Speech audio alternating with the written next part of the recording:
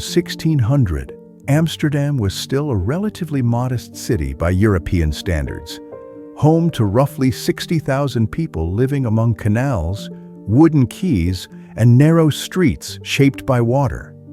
By the end of the 17th century, more than 200,000 inhabitants would crowd this same landscape, turning the city into one of the most powerful urban centers of the early modern world.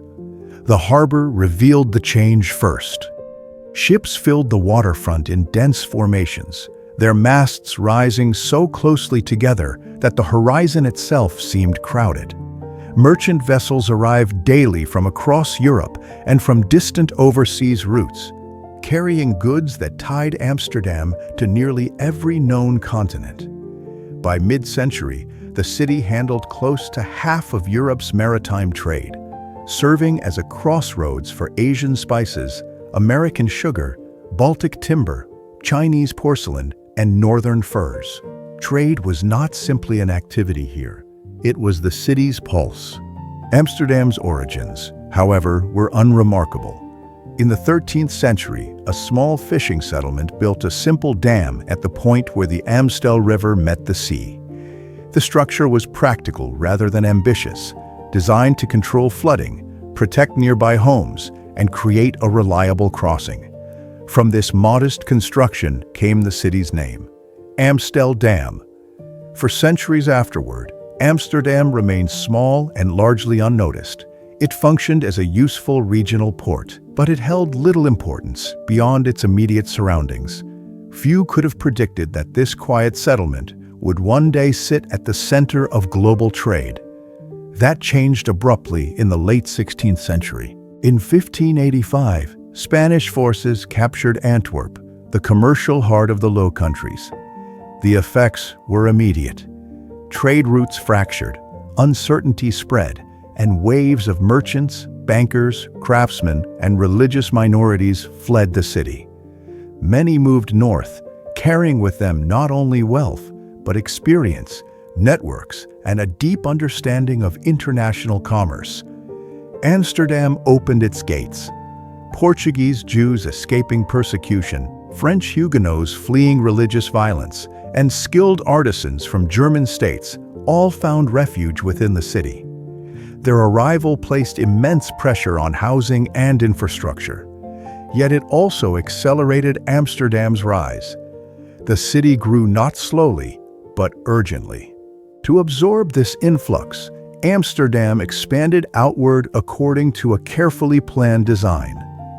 4 great rings of canals were dug by hand over several decades, transforming marshland into an ordered system of waterways and streets.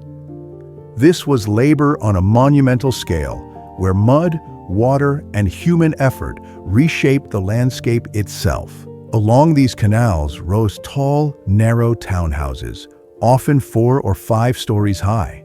Their facades presented elegance to the water, while their interiors were strictly practical, combining storage, workshops, offices, and living spaces stacked vertically.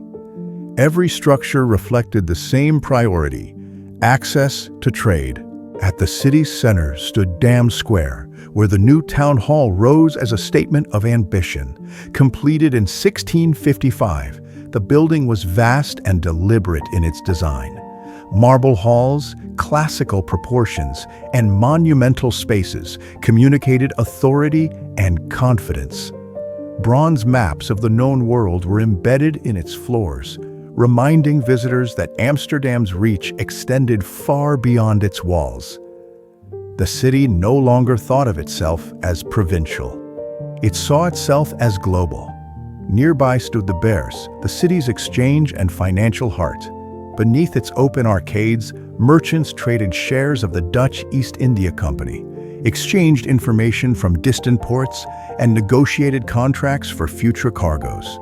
In this space, early modern financial markets took shape, and new forms of speculation emerged alongside opportunity. The Dutch East India Company dominated this system. Its fleets sailed east in vast numbers, returning with pepper, cinnamon, nutmeg, textiles, and other commodities that fueled Amsterdam's prosperity. Wealth accumulated rapidly, but it moved unpredictably. Markets rose and collapsed, speculative bubbles formed and burst, and fortunes could disappear almost as quickly as they were made. Along the docks, prosperity took on a harsher form. Laborers unloaded heavy barrels beneath gray skies, ropes cut into their hands, and ships were prepared for voyages that offered no certainty of return. 1 in 5 sailors who departed for the East Indies never came back, lost to disease, storms, or violence in distant ports. Their names were rarely recorded, and their graves lay scattered across oceans. The same ships that carried spices and luxury goods also transported enslaved people, while the same profits that funded art and architecture helped finance wars of conquest abroad. The freedom enjoyed in Amsterdam was real, but it was unevenly distributed, often resting on suffering elsewhere. Despite this, people continued to arrive. Young men from rural provinces sought opportunity. Refugees fled war-torn regions of Germany, and Jewish families escaped the reach of the Inquisition. Inside the city walls, Amsterdam grew louder and denser, its streets filled with overlapping languages, including Dutch, French, Portuguese, German, and Yiddish. Markets structured daily life. At the Vismarkt, fish arrived before dawn, brought in from the North Sea to feed tens of thousands of residents.